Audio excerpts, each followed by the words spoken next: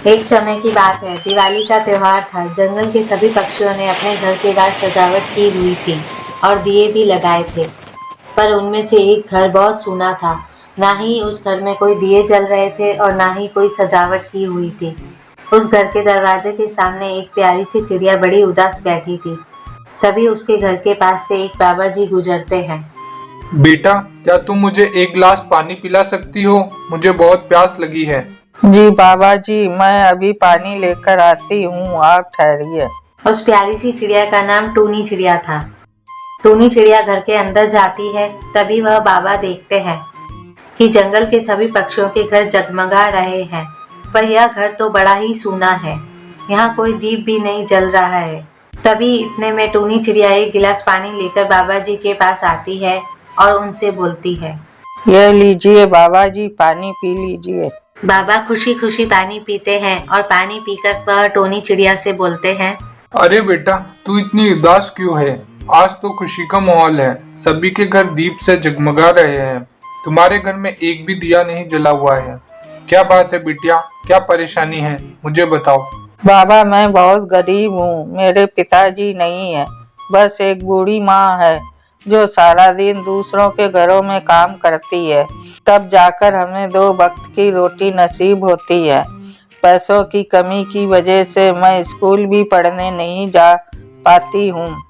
अब आप ही बताओ, हम दिवाली का त्योहार इतनी गरीबी में कैसे मना सकते हैं?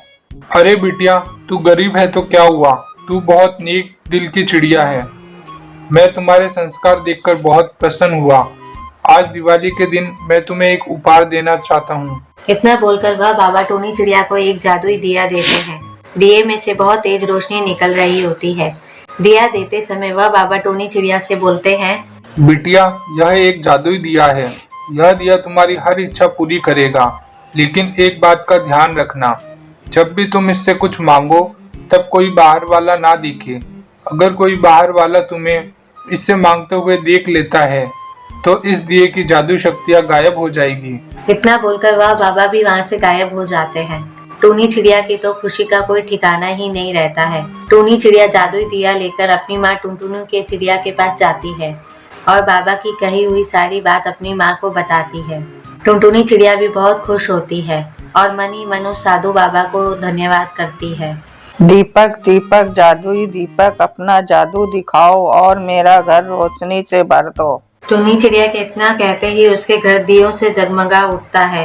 टूनी चिड़िया और उसकी माँ टुनटुनी चिड़िया बहुत खुश होते हैं। दीपक दीपक, मुझे बहुत भूख लगी है, क्या तुम मुझे अच्छा खाना खिला सकते हो? टूनी के इतना बोलते ही वहाँ पर बहुत सारा स्वादिष्ट खाना आ जाता है। उसके बाद टूनी चिड़िया फिर से उस दीपक से कहती है, मेरी माँ के लिए एक अच्छी सी सिलाई मशीन ला दो। इसके बाद मेरी माँ को दूसरों के घरों में काम नहीं करना पड़ेगा। जादुई दीपक टूनी चिड़िया की यह भी इच्छा पूरी कर देता है। यह देखकर टुनटुनी चिड़िया बहुत खुश होती है और अपनी बच्ची को गले से लगा लेती है। टोनी बेटा, दीपक का इस्तेमाल तुम इसी तरह दूसरों की मदद के लिए करना। देखते ही देखते टुनटुनी चिड़िया के घर के हालात में सुधार होने लगता है और अब टूनी चिड़िया भी पढ़ने के लिए स्कूल जाया करती थी। टूनी चिड़िया और उसकी माँ अब जरूरतमंदों की मदद करती और गरीबों को खाना भी खिलाती थी। इसी तरह कुछ दिन बीत जाते हैं। एक दिन टूनी चिड़िया की सहेली पिंकी चिड़िया उसके घर आती है। अरे टोनी, यह दिया तुझे कहाँ से मिला?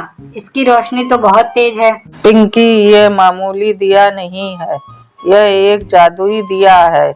इससे तुम जो भी मांगेगा वह तुम्हें मिल जाएगा। टूनी की बात सुनकर पिंकी चिड़िया हंसने लगती है और फिर वह टूनी से बोलती है, जादुई दिया? ऐसा कुछ नहीं होता है। टोनी, तुम मुझे बेवकूफ नहीं बना सकती हो। तुम्हें मुझ पर भरोसा नहीं? रुको, मैं अभी तुम्हें इससे कुछ मांग कर दिखाती हूँ। दीपक दीपक, जादुई दीपक, मुझे बहुत सारे लड्डू खाने के लिए चाहिए। टूनी चिड़िया के इतना बोलते ही दिए की रोशनी अचानक से गायब हो जाती है और यह देखकर पिंकी चिड़िया जोर जोर से हंसने लग जाती है। तुम मुझे बेवकूफ बना रही थी। फिर पिंकी चिड़िया हंसकर वहाँ से चली जाती है। टूनी चिड़िया जोर जोर से रोने लग जाती है। टूनी चिड़िया का रोना सुन उसकी माँ टुनटुनी उसके पास आती है और फिर टूनी चिड़िया रोते रोते सारी बात अपनी माँ को बताती है। टूनी चिड़िया की सारी बात सुनकर उसकी माँ टुनटुनी चिड़िया को साधु महात्मा की सारी बातें याद आ जाती है। टूनी बेटा, तुझे साधु महात्मा ने मना किया था ना कि किसी के भी सामने इस दिए का उपयोग न करना, फिर तुमने ऐसा क्यों किया? मैं भूल गई थी, अब मैं क्या करूँ माँ? सच्चे दिल से उन बाबा जी को याद करो, बाबा जी जरूर तुम्हारी मदद करेंगे। नन्ही सी टूनी चिड़िया मन ही मन उन बाबा को याद करती है और फिर उनसे बोलती है, बाबा जी मुझे माफ कर दो, अब से मैं कभी भी इस दिए का उपयोग दिखावे के लिए नहीं करूँगी। टूनी के इतना कहते ही वहाँ पे साधु बाबा प्रकट हो जाते हैं। बिटिया टोनी, मैंने तुझे पहले ही बताया था, पर तूने दिखावा करने के चक्कर में मेरी कही गई सारी बातों को भुला दिया। बाबा जी मुझे माफ कर दीजिए, आगे से मैं ऐसी गलती कभी नहीं करूँगी। साधु बाबा टूनी चिड़िया को माफ कर देते हैं और दिए की खोई हुई शक्ति वापस लौटा देते हैं। और बाबा जी टूनी चिड़िया से शपथ लेते हैं कि वह आगे से इस दिए का उपयोग कभी भी दिखावे के लिए नहीं करेगी, बल्कि हमेशा दूसरों के हित और कल्याण के लिए ही दिए का उपयोग करेगी।